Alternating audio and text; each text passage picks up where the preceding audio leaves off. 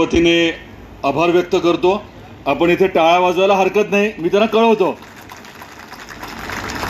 आपल्यासाठी महत्त्वाची कामं जी आहेत ती आज मार्गी लागली आहेत। औपचारिकरित्या त्याबद्दल त्यांचे आभार व्यक्त करतो।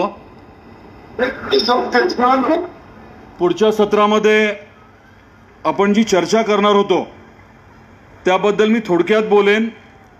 त्याच्यानंतर परदेशी साहेब एक छोटं प्रेझेंटेशन करतील आणि मग आपल्यापैकी जे इथे आवर्जून आलेत सूचना देण्यासाठी त्यांनी मग त्यांच्या सूचना द्याव्या अशी अपेक्षा आहे।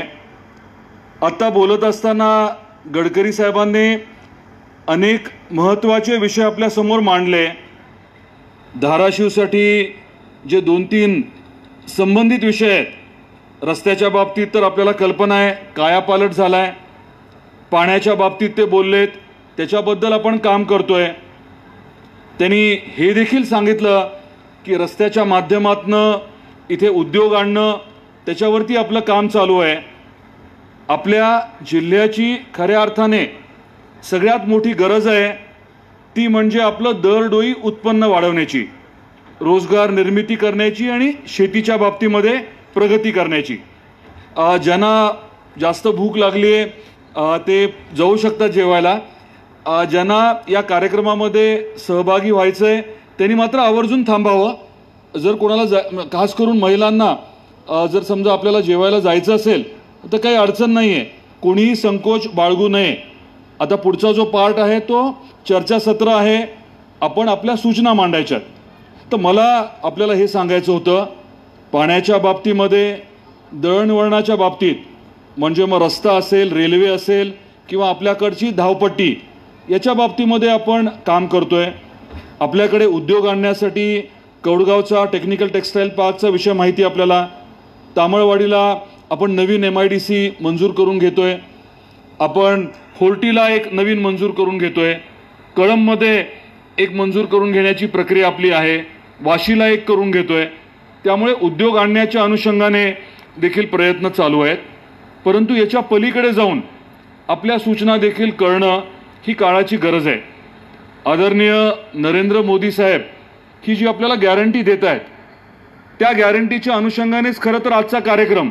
जर तुम्ही ही पत्रिका बघितली तर याच्यामध्ये खाली अगदी इथे एक महत्त्वाचं टाकलंय, ते म्हणजे PM गतिशक्ती, प्रधानमंत्री गतिशक्ती योजना जी आहे त्याच्या माध्यमातून मोठे जे प्रकल्प आहेत, देशातले मोठे प्रकल्प मार्गी लावण्यासाठी पंतप्रधान महोदय आपल्या कार्यालयाच्या माध्यमातून स्वतः जे आहे त्या प्रकल्पांकडे, देशभरातल्या प्रकल्पांकडे लक्ष देतात। कुठे काही अडचण आली तर ती मार्गी लावण्यासाठी त्या स्तरावरनं, पंतप्रधान महोदयांच्या स्तरावरनं काम होतं। आपल्या जिल्ह्याच्या बाबतीत देखील आपण आकांक्षित म्हणतो, बरोबर आहे, परंतु आपल्या जिल्ह्याचे बलस्थानं भरपूर आहेत। डॉक्टर पद्मसिंह पाटील साहेबांनी केलेल्या कामामुळे पाऊस काळ चांगला असतो तेव्हा तुम्हालाही माहिती आहे की शेतीचं उत्पादन प्रचंड असतं। आपल्याकडे ऊस आहे, कारखाने आहेत, परंतु शाश्वत पाणी या बाबतीतलं आपलं काम चालू आहे। तो विषय मार्गी लावण्यासाठी आदरणीय देवेंद्रजी आपल्याला पूर्ण सहकार्य करतायत, त्याची देखील आपल्या सर्वांना कल्पना आहे। याच्या व्यतिरिक्त टेक्निकल टेक्सटाईल पार्क आणण्यासाठी प्रवीण परदेशी साहेबांनी मध्ये पुढाकार घेतला आणि अगदी दिल्लीतले टेक्सटाईल कमिशनर इथे आले, MIDCची बैठक झाली। आता पुढच्या आठवड्या 15 दिवसामध्ये मुंबईमध्ये परत बैठक आपण घेणार आहोत, इथे उद्योग आकर्षित करण्याच्या अनुषंगाने। याच्या बरोबरीने आता अपेक्षा अशी आहे की आपल्या जिल्ह्यातले जे युवक आहेत, युवती आहेत, त्यांच्या ज्या आकांक्षा आहेत, त्यांनी जगभरामध्ये बघितलेल्या गोष्टी आहेत जे आपल्याला इथे करता येतील, त्या अनुषंगाने विचार विनिमय व्हावा। आजच्या या सत्रामध्येच सगळं पूर्ण होईल असं नाही, परंतु आज या कार्यक्रमाच्या माध्यमातून मला आपल्या मदतीने आपल्या जिल्ह्यातल्या लोकांपर्यंत हे पोहोचवायचं आहे की त्यांनी त्यांच्या संकल्पना ज्या आहेत त्या लेखी स्वरूपामध्ये आपल्या जिल्हाधिकाऱ्यांकडे द्यावा। जसं नीती आयोग केंद्रामध्ये आहे तसंच मित्रा नावाची संस्था ही आपल्या महाराष्ट्रामध्ये गठीत केली आहे, त्याचे CEO परदेशी साहेब आहेत। तर आपल्या जिल्ह्याचा चेहरामोहरा बदलण्याच्या अनुषंगाने कुठले कुठले प्रकल्प घेणं अभिप्रेत आहे किंवा असलेल्या प्रकल्पाच्या बाबतीमध्ये काही बदल करणं अपेक्षित आहे, हे तुम्ही सांगावं अशी माझी विनंती आहे. आजच्या कार्यक्रमाच्या पलीकडे जाऊन देखील आपल्या सूचना येऊ द्या. आलेल्या ज्या सूचना आहेत त्याची तज्ज्ञांच्या माध्यमातून तपासणी छाननी केली जाईल आणि सगळ्यात चांगल्या संकल्पना सूचना ज्या दिल्या जातील त्यांना आपण अगदी बोलून त्या व्यक्तींचा आदर सत्कार करू आणि त्यांना काही विशिष्ट असं पारितोषिक देखील देण्याच्या बाबतीमध्ये आपण निर्णय घेतोय. 1-2 दिवसामध्ये ती प्रक्रिया देखील जाहीर होईल. आता मी जास्त वेळ न घेता गडकरी साहेब जे बोलले आणि आदरणीय मोदी साहेब जे नेहमी आपल्याला सांगतात की आपल्याला सगळ्यांचा विकास करायचा आहे, सगळ्यांना विश्वासात घेऊन करायचा आहे, परंतु हे कधी होईल जेव्हा आपण सगळे मिळून प्रयास करू. तर त्याच्याच माध्यमातून आजचं हे चर्चासत्र आहे. प्रत्येकाचा प्रयास, तुमच्या सूचना आणि तुमच्या माध्यमातून येणाऱ्या संकल्पना ज्या आहेत त्या मग इथे कशा बसवायच्या, योग्य काय बघून ते उतरवण्यासाठी आपल्या सर्वांचाच प्रयत्न राहणार आहे. मी अधिक वेळ न घेता आता परदेशी साहेबांना विनंती करेन की त्यांनी एक आपल्याला सादरीकरण करावं. त्यानंतर आपले जिल्हाधिकारी महोदय काही विषय बोलतील. SP साहेब गेलेले आहेत पण त्यांनी काही सूचना चांगल्या मगाशी दिल्यात. FM माईक आहे का? ओके. FM माईक आहे, त्यामुळे एकदा परदेशी साहेबांचं सादरीकरण झालं की मग FM माईकच्या माध्यमातून मीही बोलेन आणि आपल्याला देखील बोलता येईल. आपण सर्वजण आवर्जून उपस्थित राहिला आणि या कार्यक्रमासाठी देखील चर्चेसाठी आपण थांबला त्याबद्दल आभार व्यक्त करतो. परत एकदा गडकरी साहेबांचे मनापासून आपल्या सर्वांच्या वतीने आभार व्यक्त करून मी थांबतो. धन्यवाद.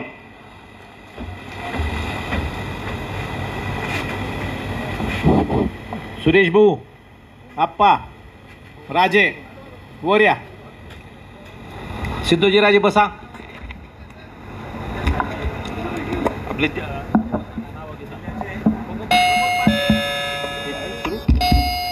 जे या चर्चेमध्ये सहभागी राहणार आहेत त्यांना विनंती आहे की थोडं पुढे बसा. FM म्हणजे माईक कदाचित मागपर्यंत एकदम मागेपर्यंत येणार नाही, रेंज पुरणार नाही. माननीय आमदार राणासाहेब, धाराशिव जिल्ह्याचे जिल्हाधिकारी श्रीयुत अंबासेजी रोकेट काळे आणि या रस्त्यांचा बांधकाम ज्यांनी केला असे आपले संजय कदमजी, आज ही चर्चासत्र खूप महत्त्वाची आहे कारण आपण खूप महत्त्वाचे विषय बाबतीत माननीय गडकरी साहेबांच्याकडून ऐकलं. परंतु जसं गडकरी साहेबांनी जे काय त्यांनी घोषणा केलेत ते साकार करून दाखवलेत, तसंच आपल्याला धाराशिव जिल्हा हा आकांक्षित जिल्हा जरी असला त्याला उन्नत जिल्हा करायचा आहे. ह्या संदर्भात माननीय प्रधानमंत्रीजींनी एक नवीन सूचना केली होती की जसं नीती आयोग दिल्लीमध्ये राष्ट्राच्या विकासासाठी निर्माण केलेला आहे, तसंच राज्यांनी सुद्धा एक थिंक टँक तयार करावा नियोजन आणि विकासासाठी. तर त्याला आपण मित्रा म्हणतो, महाराष्ट्र इन्स्टिट्यूशन फॉर ट्रान्सफॉर्मेशन, ज्याचा मी मुख्य आहे. तर याच्या माध्यमातून आम्ही महाराष्ट्र ज्याचा अर्धा अजब $500 ट्रिलियन ही जी आपली आजची अर्थव्यवस्था आहे त्याला दुप्पटवर पुढच्या 5 वर्षात कसं न्यायचं त्याचा एक मार्ग आपण तयार केलेला आहे, ज्याच्यावर आम्ही काम करत आहोत. आणि त्याचे काही क्षण आपल्याला दिसून आलेत या जिल्ह्यात सुद्धा. आणि त्या राज्याच्या मार्गात धाराशिव जिल्हा कुठे बसतो ते मी एक 4-5 मिनिटात आपल्यासमोर सांगू इच्छितो. तर पहिला मुद्दा आहे की आपल्याला $1 ट्रिलियन कडे जायचं आहे. हे प्रोग्रेस कोण करत आहे? नेक्स्ट. तर हे करत असताना जसं आता सांगितलं माननीय प्रधानमंत्रीजींचा सबका साथ, सबका विश्वास, सबका प्रयास, तर समाजातील सर्व घटकांना या $1 ट्रिलियन इकॉनॉमीमध्ये आपल्याला समावेश करायचा आहे. फक्त एकतर्फी विकास एका समाजाचे नाही. दुसरं हे खूप महत्त्वाचं आहे, म्हणून मी धाराशिवला खास गेल्या 3 वर्षापासून जे विशेष बघतोय, कारण धाराशिव आपला एक आकांक्षित ॲस्पिरेशनल जिल्हा आहे. 4 तसे जिल्हे आहेत महाराष्ट्रात, नंदुरबार, आपला धाराशिव, गडचिरोली, वाशिम. तर या जिल्ह्यामध्ये सर्वच जे विकासाचे इंडिकेटर्स आहेत ते सर्व वाढले पाहिजेत आणि छोटे उद्योग वाढले पाहिजेत, कारण फक्त मोठे उद्योग आहे म्हणून MSMEला महत्त्व आहे. नेक्स्ट. तर हे जर आपण बघितला तर हा आकडा खूप महत्त्वाचा आहे. आपण महाराष्ट्र म्हणून 1 ट्रिलियनचे सर्वात जवळ आहोत. आपल्याला स्पर्धक राज्य फक्त उत्तर प्रदेश, कर्नाटक, तामिळनाडू आहे, परंतु त्यांच्यापेक्षा खूप पुढे आहोत आपण.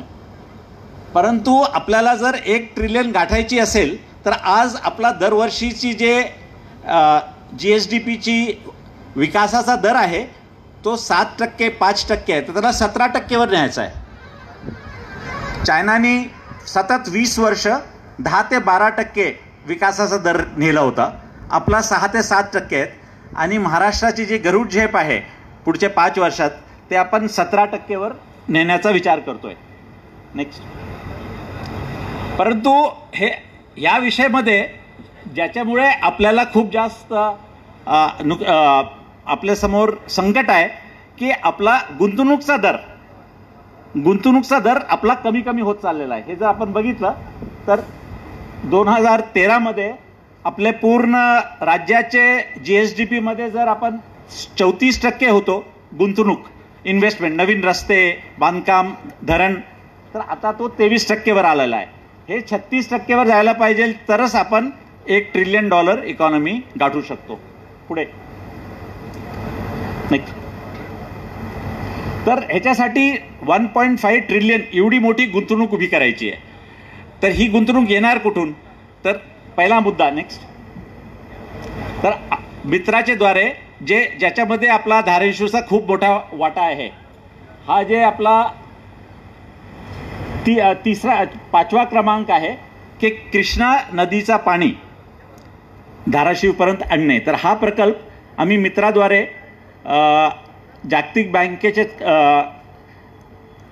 सहकार्याने नेगोशिएट केला. त्यांची टीम पण येऊन गेली आणि हा प्रकल्प मंजूर झालेला आहे $500 मिलियन साठी. तर याच्यामध्ये ऑलरेडी आपल्याकडे पाणी येत आहे, पण तो 21 TMC येत आहे. तर आमच्या असं लक्षात आलं की ज्या 3 ते 4 वर्षी जागतिक उष्णीकरणमुळे कृष्णामध्ये एक्सेस पाणी 178 TMC असतो, म्हणजे जो पाणी कुणाचेच वाट्याचा नाही आहे. जेव्हा खूप मोठा पूर येतो तर त्यावेळी कर्नाटक, आंध्रा, तेलंगणा, महाराष्ट्र याच्या सर्वांचा जो वाटा आहे हे सगळं संपून सुद्धा 178 TMC पाणी जास्त येतो आणि त्याच्यामुळे तिथे पूर येतो आणि खूप मोठा नुकसान येतो. तर काही दिवसापूर्वी जे जागतिक बँकची टीम येऊन गेली आणि त्यांनी सुद्धा आपला रामधरा धरण आणि बाकी सगळं पाहणी केली. तर त्याच्यामध्ये ती अशी संकल्पना आपण मांडत आहोत की पुराचा जो जास्तीचा पाणी आहे तो खूप जास्त आहे. ती आपण 21 TMCची गोष्ट करतो आणि तो आहे 178 TMC, पण तो दरवर्षी येत नाही. 3 ते 4 वर्षात जेव्हा मोठा पूर येतो तर तो पाणी इथे कसा आणावा, तर त्याचा हा प्रकल्प आहे आणि हा प्रकल्प मंजूर झालेला आहे. परंतु कुठलाही असा मोठा प्रकल्प खूप वेळ लागतो त्याला पूर्ण करायला, पण एकदा जागतिक बँक त्याच्या मागे लागली तर निश्चितपणे त्याचं नियोजन आणि शाश्वत पद्धतीने काम सुरू होतो. पुढे. हे जे चित्रीकरण आहे हे खूप महत्त्वाचं आहे. त्याच्यामध्ये जर आपण बघितलं तर या भागामध्ये आपले राज्याचे विकसित जिल्हे आहेत, म्हणजे मुंबई, ठाणे, पुणे आणि नागपूर. आणि तुम्हाला आश्चर्य वाटेल की हे 4ही जिल्हे आपल्या राज्याच्या 54% उत्पन्न निर्माण करतात. बाकी सगळे जिल्हे एका बाजूला आणि फक्त हे 4 जिल्हे आपला जो राज्याचा एकूण उत्पन्न आहे तो 54% करतात.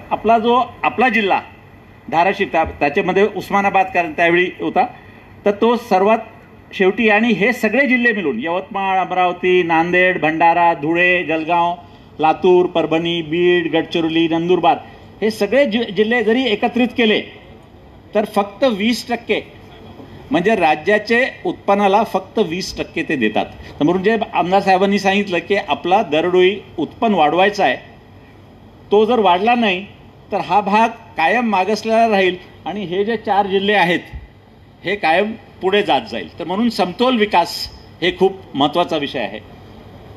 नेक्स्ट. तर याच्यामध्ये शेती आपल्यासाठी खूप महत्त्वाची आहे आणि ह्या शेतीच्या संदर्भात आपण आपला जिल्हा तसं सधन आहे. पाणीची व्यवस्था केली तर फक्त शेतीचा उत्पादन वाढून आपलं काय उत्पन्न वाढत नाही. तर त्याच्यामुळे गेल्या 3 वर्षापासून आपण एक नवीन उपक्रम इथे हाती घेतलेला आहे. तो आहे की शेतकरीचे गटांना कंपनीमध्ये अंतर्भाव करणे. म्हणजे फार्मर्स प्रोड्युसर्स कंपनी, पहिले फक्त शेतकरी गट होते, आता शेतकरी गटना फार्मर्स प्रोड्युसर कंपनी म्हणून अंतर्भाव करणे. आता 450 कंपनी आपल्याकडे तसे तयार झालेल्या आहेत. याच्या मागचा उद्देश काय आहे की आपल्या देशामध्ये 13 कोटीपेक्षा जास्त शेतकरी आहेत आणि आपल्याला माहीत आहे 100 कोटी आपले ग्राहक आहे.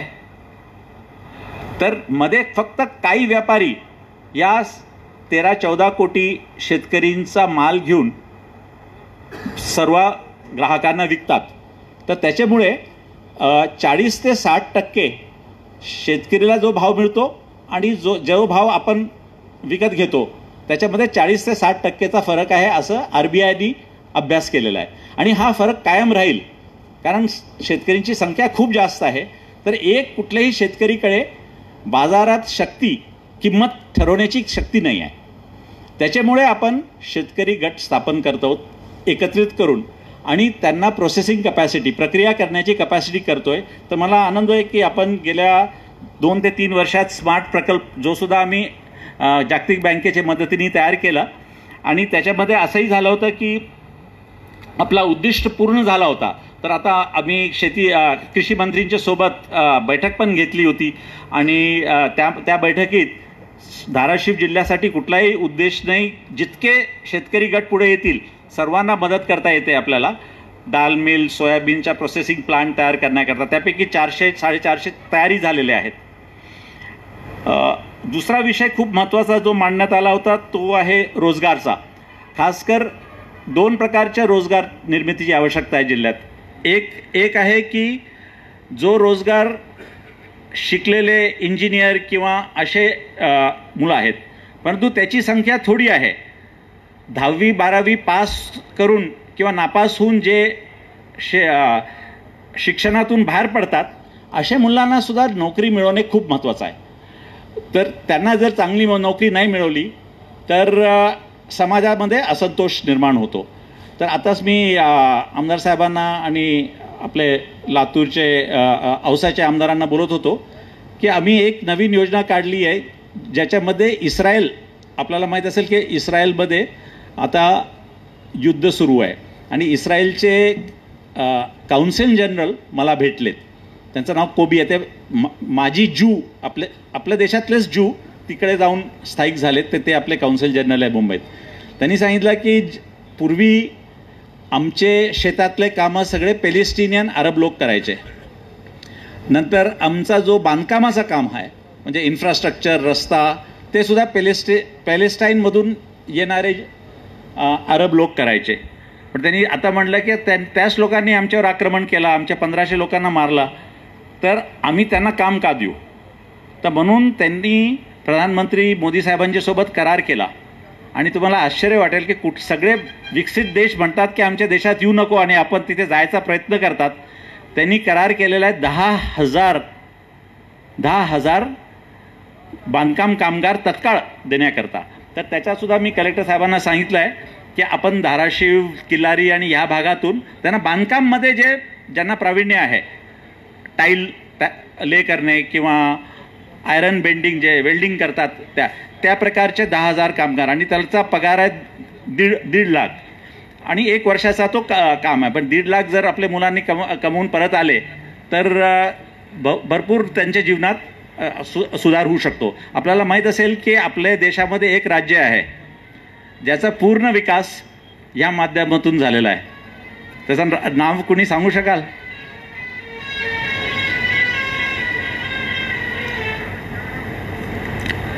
त्या राज्याचा पूर्ण विकास स्वतःचे विकासातून नाही, पण त्यांचे लोक बाहेर जाऊन तिथून पैसा कमवून आपल्या राज्याला त्यांनी श्रीमंत केला आहे. कुठला? केरळ. बरोबर. कुठेही तुम्ही गेलात अरबपासून इंग्लंडपर्यंत तर नर्सेस असू द्या, डॉक्टर्स असू द्या, कामगार असू द्या, केरळचे आहेत. आणि केरळ अतिशय श्रीमंत भाग आहे. तिथे उद्योग नाही, शेती आहे थोडीफार, पण दरडोई उत्पन्न खूप जास्त आहे. कारण त्यांचे सगळे लोक जगभरात जिथे कामाची गरज आहे तिथे अतिशय चांगल्या पद्धतीने करतात. तर आपली लोकसंख्या एवढी जास्त आहे की जोपर्यंत आपण जगाचा जॉब मार्केट, एम्प्लॉयमेंट मार्केट प्राप्त करत नाही तोपर्यंत सर्वच लोकांना आपल्याला चांगलं काम देणं शक्य होणार नाही. तर म्हणून हा जे इस्रायलच्या सोबत ॲग्रीमेंट झालेला आहे, ऑलरेडी मी पत्र दिलेलं आहे जिल्हाधिकारींना की आपण 29-30 पासून जे ज्यांना हे स्किल सेट आहे ते नक्की आपण देऊया. शेवटी मी बोलतो की आता साहेबांनी सांगितलं की महिलांना जेवायला गेलेत, परंतु खरं कुठल्याही जिल्ह्याचा आणि देशाचा विकास महिलांशिवाय होत नाही. आणि आम्ही सुद्धा, माझी पत्नी तर नेहमी मला सांगते की तुम्ही जर कुठलेही ह्याच्यावर बसाल कॉन्फरन्स टेबलवर तर किमान निम्मे महिला असतील तरच तुम्ही बोललं पाहिजे, नाहीतर बोलायचं नाही. तर आपल्याकडे आपल्या जिल्ह्यात एक चांगली गोष्ट अशी आहे की प्रत्येक गावात आता महिला बचत गट तयार झालेले आहेत. आणि आम्ही जे हा प्लॅन तयार केला आहे आपले गरुड झेपाचा, त्याच्यामध्ये महिला बचत गटांना खूप महत्त्वाची भूमिका आहे. त्याचं मूळ कारण हा आहे की पहिले 30 वर्ष जेव्हा इंदिरा गांधी जेव्हा आपले प्रधानमंत्री होते त्यांनी एक घोषवाक्य दिलं की गरिबी हटाव. तर त्यावेळी आम्ही लोक कलेक्टर होतो. मी CO होतो अमरावतीला, नंतर लातूरला कलेक्टर होतो, इथे सोलापूरलाही कलेक्टर होतो. तर त्यावेळी आम्ही काय करत होतो की जे लोक गरीब होते त्यांना आम्ही डायरेक्टली त्यांचे पुरुषांना एक लोन आणि नंतर एक सबसिडी देत होतो. आणि 4-5-10 वर्षानंतर ह्या कार्यक्रमाचं मूल्यमापन जेव्हा झाला तर नाही त्यातला ॲसेट दिसला आणि कुणी कर्जी परत केलं नाही. तर ही योजना भरपूर फेल गेली आणि दारिद्र्यावरचे वरसुद्धा लोक जास्त गेले नाही.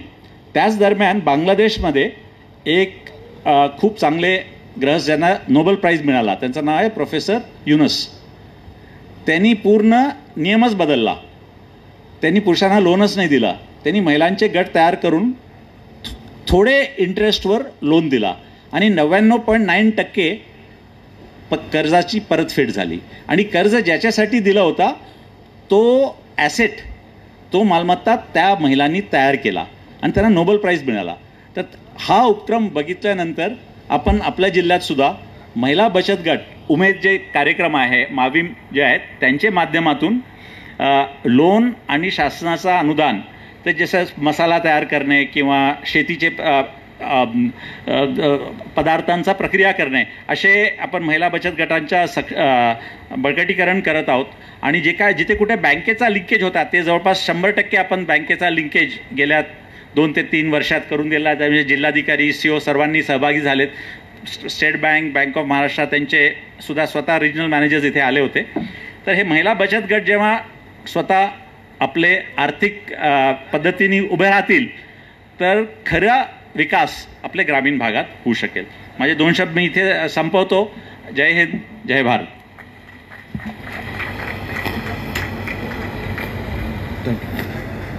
परदेशी साहेबांचे आभार व्यक्त करतो.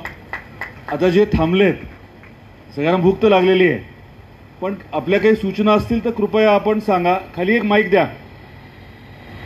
मगाशी बोलताना मी एक महत्त्वाचा विषय सांगायचा राहिलो. एकीकडे आपण उद्योगाचं बोलतोय आणि दुसरीकडे पर्यटन, दोन्हीच्या माध्यमातून रोजगार निर्मितीचं आपलं नियोजन आहे. पण आपल्या सूचना आपण जरूर द्या.